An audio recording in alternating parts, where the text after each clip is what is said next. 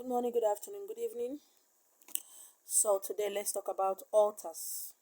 There are different type of altars. There are many type of altars based on your gift, your calling, what you are here for, and the rest of them. Today I want to talk about ancestors altar. I didn't say ancestral altar. Please know the difference. Ancestors altar. This is for those who want to have cordial and personal relationship with their ancestors. And also for those who have just started on their spiritual journey and they don't know what to do or how to go about it. And for those who have been receiving different type of consultation from this person, from that person, they go here, they tell them another thing, they go there, they tell them another thing, go there, they tell them another thing. This is for you. Altars, there are different type of altars. If you are beginning to start your journey, you're beginning to understand yourself bit by bit, little by little, then I strongly recommend you to have ancestors altar. Your ancestors altar. Okay, I have different types of altars based on different type of gods, goddesses, and ancestors altar. Now, so many people use one altar for everything. This is wrong. But those who know what I'm talking about knows that there are altars. Yes, there are altars. It's for you to understand that there are altars. Some people have the altar of Marine, altar of Mother Earth, and they're using it to pray for their ancestors. They're using it for, please, that is wrong. Wrong. Let us not vex or provoke the spirit and the spiritual. My name is Yoko. My name is Ezewanya Minister Hinchi Marina. I welcome you once again. Now, how to set your ancestor altar. Please do not be deceived. To not let yourself be swayed by what you see on social media. A lot of people try to show you how or what an altar should look like. Please don't get distracted. Okay? This is your ancestors' altar. Not my ancestor altar. Not our ancestors' altar. It is your ancestors' altar. And it should look how you want it to look. Not how it's supposed to. How others are making theirs. It does not matter the altar you're trying to set. Set your altar based on yourself. For yourself. Not for others to admire. Not for others to tell you this is the way it's supposed to look or that is the way it's supposed to look. My name is Yoko. It is an ancestor altar. Is supposed to be a unique place. It is personal. It is the physical place whereby your ancestor can come to talk to you, to discuss with you, where you can reach them. Okay? My name is Yoko. Now, decide on, that is number one. Number two, decide on a surface. I'm reading from one of my handouts. Decide on a surface. An ancestor altar, I recommend that you do it in your room. Put it in your room. Put it in your room. But you can also put at your dining table, in your sitting room, which is living room, or in your kitchen. Okay? And when you have set up that space, you can get a little table, big table, small table, based on the space you created. It can be something you fix at the wall side. Okay? On the wall. Okay? You can fix it there based on how you want to do it. Please. That surface is not where to put your remote control, your car key, the remote, your laptop, your phone. It's not where you just keep things. I don't want to forget. Let me just keep it here. No. That is a sacred place.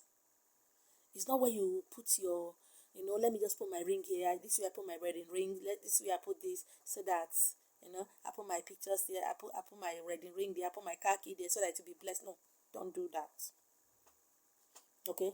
Nothing should be there except things that pertains your ancestor, except things which it was made for. All right. Now let's go straight to number 3. Gather your tools. Decide what should be on your ancestors' altar. Number 1, if you have their pictures, you have your ancestors' pictures, your grandfather, your grandmother, your great grandfather, you have their pictures. It's time to gather them and put there. Okay? Now, if you don't have their pictures, no problem. You can get a heirloom, something. Maybe, oh, this ring was given to me by my mother because her great grandmother gave it to her. Oh, this thing has been, a particular object that been in the family for years. Okay? You can put it there. Okay? But if you don't have, still no problem. If you know their name, write them down. Each of them on different paper and put it there. You don't remember their name, no problem. You can get a map. You can get a map of your state that have your local government or your village. But if you know your village name, write it down. The ancestor, you remember their name, write it down. You don't need to go crazy about this. Put them there. Okay? That's good. If it's only one person you have their picture, it's still okay. You have the other one's name, no problem. But if you don't have their names at all, you don't know their names, you don't have their picture, you don't have any problem. You can draw a map or get a map of your state. Or you can write the name of your village, your kindred, your town. Get somebody or an artist to design it the way you want it. Frame it. Make it neat, make it nice, and put there. Like I said, it is your ancestors' altar. Don't let anybody tell you otherwise. Alright, let's continue. Now, when you put that, do not forget to put cup. It can be cups, cup, plates or plates, bowl or bowls. Don't forget candle and candle holder. Don't forget drinks like hot drink. It can be palm wine. It can be coffee, tobacco, either blended one or the leaf is very, very important. Kola nuts. Based on your place, based on the country, in the country where you live, these are things that should be at the altar. Okay? You can get little cup or little bowl which you put these things. And as you begin to do it, as time goes on, your ancestors will tell you the kind of food they like, the kind of drink they like, what they want you to be putting for them, what particular day, what particular time. Please, I want you to believe me and trust me that you will definitely hear from them. You will definitely hear from them. Now, when you put it, do not forget to put water. That is the first thing you put in that cup. Water. In the cup. Make sure there is water there. As time goes on, you can add yours. But I want you to know, when your ancestors begin to come, they will be telling you the kind of food they want you to cook. But this is just a guideline on how to start.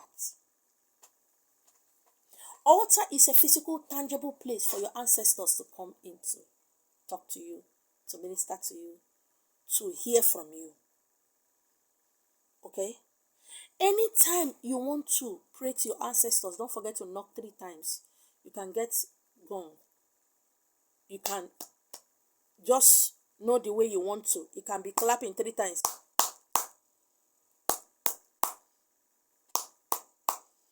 It can be with bell or just always knock 3 times. Another thing, some people cook for them or offer offerings of this thing I said once in a week. Some do some do daily. Like some part of Asia, they do daily cooking for their ancestors. You can do once in a month or twice in a month based on how you decide to do it. Okay? Based on how you decide to do it. But offering to your ancestors is compulsory.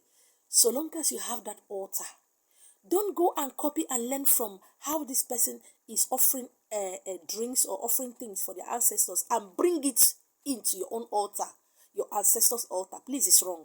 And don't let somebody teach you, show you, come to your place and, go to your ancestor altar to offer things. People do that. I see a lot of people, when they do something, people go to their altar, they start praying to their... It's wrong. It's wrong. This is your altar. If they require altar, let them go and open theirs. Your altar is not something you entrust in somebody. Somebody to just help me and get you, help me and go and do this. Please don't do that. Don't do that. Some people go to some places, they will now collect cola in somebody's altar and you are praying. It does not matter whether it's ancestors' altar or any other altar. Please, it's wrong. Your altar is a place that inspires you. It should inspire you. This is a place you go to communicate and commune and eat with them. And don't forget that whatever you put there, you should eat yours as well. I'm talking about ancestors today. I'm talking about ancestors' altar. I did not say ancestral altar. For those who build ancestral altar, most times it's not good. What if your children did not want to go through that way and want to go through other way? You begin to cause them all kind of problem. Now, some people also decide to put in things there. Okay? Like for instance, my spiritual animal is lion. Okay? It's lion. This is handcraft. Some people put handcraft there. Some people put like figurines. That is okpesi. They put figurines.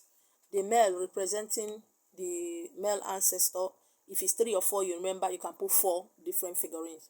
If it's 2, put it. But before you put these things at your altar, make sure you bless them. Make sure you bless them. Anoint them. If you don't know how to make holy water, water and salt is holy water. Water, whether it's rainwater or stream water, put salt there. You can put them outside during the full moon, the sun. You use it to cleanse this and wash it. Okay? Anoint it.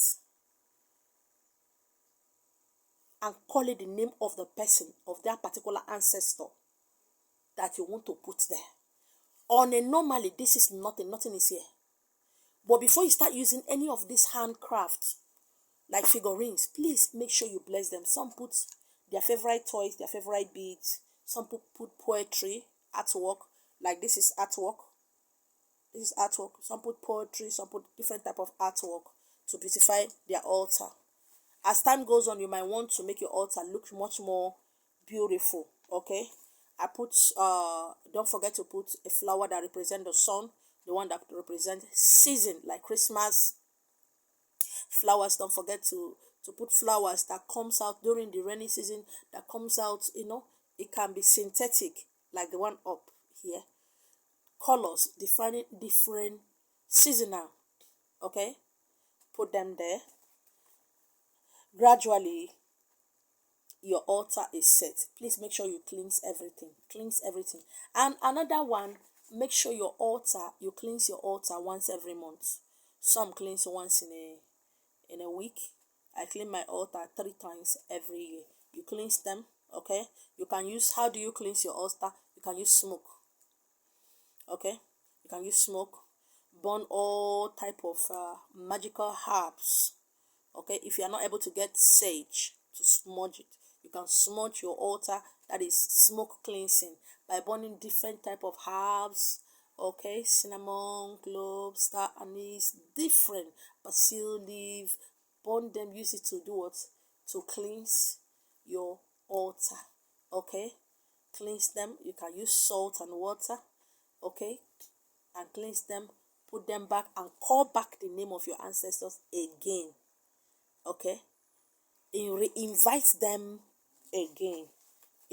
As you set your altar, you have already invited them, okay? The day you finish and cook and put all your offerings, you invited them, okay? When you finish cleaning your altar, all your tears, all your cries, all the problem you brought to them, everything is, when you set altars, you are dedicated to it, you are faithful to that altar. Most time the negativities that is in you, some arrows, some kind of things that has been done to you, the altar will siphon it and keep it there, okay? Because that is where your tears, your prayer requests, everything. So that's why it's good to cleanse them once in a week or once in a month, or the time you choose to do that, so that those negative energies can do what? Can go away. All right. Offering is important. It is important. Now that I have set my ancestors' altar, what else? This is where to speak to your ancestors. Okay? You can say it loud, you can sing, you can say it in your heart without opening your mouth. But whatever you are going to ask, make sure you provide an offering. Okay? Make sure you provide an offering. It can be money. It can be anything. Your altar is where you go to pour out your mind, because a lot of people have been following a lot of people, including me, on social media, doing that type of rituals which is not working for them, which might work and might not work, which you keep doing, keep hoping that this one will work. Ancestors' altar is very, very important. It is very, very good for you to have them, so that every one of us need help. We deserve help. We want help. And the help that is very, very important is help from the beyond. This is where they come to tell you what to do and what not to do, how to go about this and how not to go about it. Be dedicated to your altar, please. Be dedicated. Don't forget, as you set them, don't forget your offerings. Don't forget your food and your wine. Don't forget tobacco. Don't forget coffee. Okay? Don't forget to offer them what you eat. As time goes on, like I said, you will hear from them. They will tell you what they want to eat, the kind of food they like. Because your ancestors are no longer alive. You didn't meet some of them. You don't know what some of them love to eat or what they don't like to eat. They will begin to tell you. And another thing is that I want to assure you is that they might begin to tell you how to dress. They'll tell you the kind of color they like. They tell you this is the kind of, sometimes you see some people, they'll dress a particular way. So responsible, so everywhere, so covered up. Sometimes you see them, they are wearing something that they say, is this person okay? What is going on? Sometimes we don't just dress for ourselves, we dress for our ancestors. Sometimes the kind of food you find out you don't like eating, you start eating them. This is what they want. And don't forget, whatever you offer to them, don't forget to eat yours. Bring it close to your altar there. Sit down there and eat with them. Thank you so much for hanging out with me. If you have any question based on this, don't forget to go straight to the comment section and keep it there. And I'm going to come answer you. My name is you. Bye-bye. See ya.